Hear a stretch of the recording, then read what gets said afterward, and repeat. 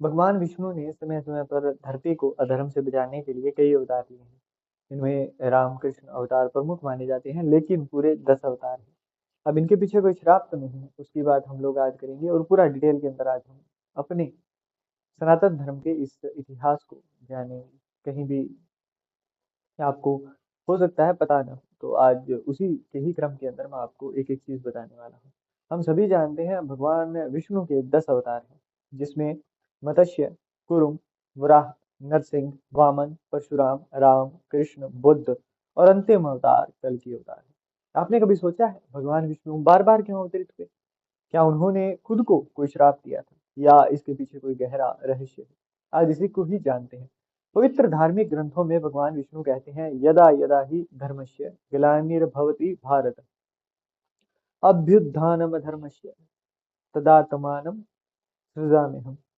प्रणय साधुना विनाशाय च दुष्कृतम धर्म संस्थापनार्थाय संभवानि युगे युगे।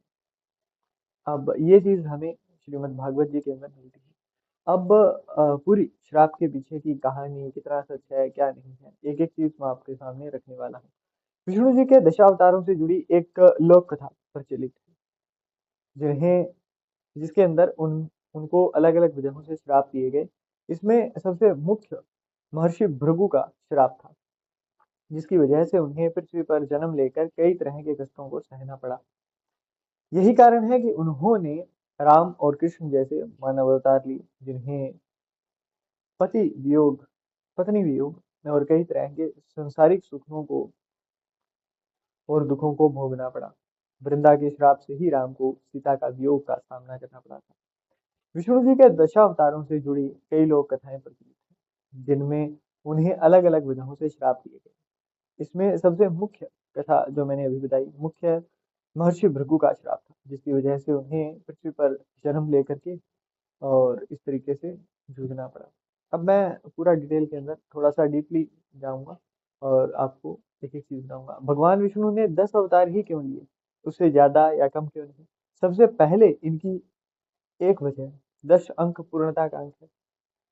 भारतीय चिंतन में 10 आमतौर पर एक चक्र, एक संपूर्ण मानचित्र का संकेत दर्शाता है। अवतरण का चरण देखा जाए तो सबसे पहले मछली से कछुए, फिर सुअर, इसके बाद अर्ध सिंह, मानव योद्धा, राजनेता। भगवान श्री कृष्ण का अवतार न केवल अस्तित्व को दर्शाता है, बल्कि दुख, चुनौती, जिम्मेदारी, चेतना से जुड़े कई भावों को चित्रित करता है। यदि कोई विष्णु के बार बार अवतार लेने की श्राप वाली थ्योरी की बात को मानता है, तो यह कहना कोई गलत नहीं होगा कि श्राप खुद धर्म का पतन है। जब नैतिक व्यवहार खत्म होने लगता है, लोभ, क्रूरता, स्वार्थ, कर्तव्य का विध्वंस होने लगता है, तो प्रत्येक व्यक्ति का जीवन प्रभावित होता है। अब 10 अवतार थे, तो हर अवतार के अंदर क्या क्या चीजें हमें दिखाई जाती हैं उसकी बात करते हैं।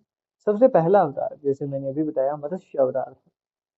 जड़ता से जागने का समय, जीवन के ज्ञान और आंतरिक शक्ति को जागृति का उदय होता है। ये इस अवतार में इन्होंने हमें दिखाया। उसके बाद कछुए का अवतार लिया, जिसमें जब जीवन में चीजें उथल पुथल से भरी हो, तो खुद को स्थिर करना बेहद जरूरी होता है और धीमे धीमे चलते रहना, निरंतर चलते रहना जरूरी होता है। उसके बाद वराह अवतार, जिसे सुअर का अवतार कहा जाता है। आप उस गहराई में गोता लगाते हैं जहां व्यक्तिगत विफलता और नैतिक मूल्यों का पतन क्यों ना हो, लेकिन आप खोई हुई चीजों को वापस पाने की फिर भी इच्छा रखते हैं। उसके बाद नरसिंह अवतार हुआ। चीजें काफी जटिल होने पर अपने पुराने से स्थिति संभाली नहीं जा सकती, तुम्हें अपनी बौद्धिक क्षमता से नए रूप को जन्म देना होगा।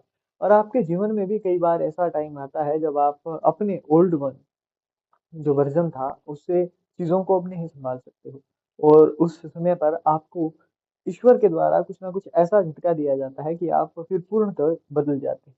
तो ये अवतार यहाँ पर यही चीज दिखाता है। इसके बाद में वामन अवतार, जिसमें राजा बलि के सर पर वो 3 पैर मांगने वाली कहानी प्रचलित है। अब यहाँ पर हमें दिखाते हैं कि हमेशा विनम्रता की जीत होती है और अहंकार का पतन भी हो जाता है।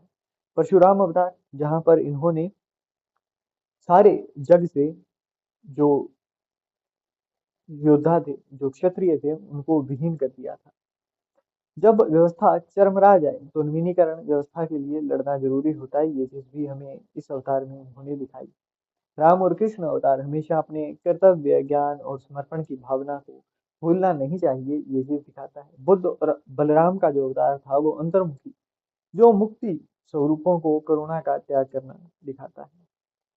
कल की जो कि अवतार अभी तक होना है, ये आखिरी बदलाव होगा। पुराना ध्वस्त होगा तभी तो नए का उदय होगा, न केवल किसी व्यक्ति के लिए बल्कि पूरे जगत के लिए।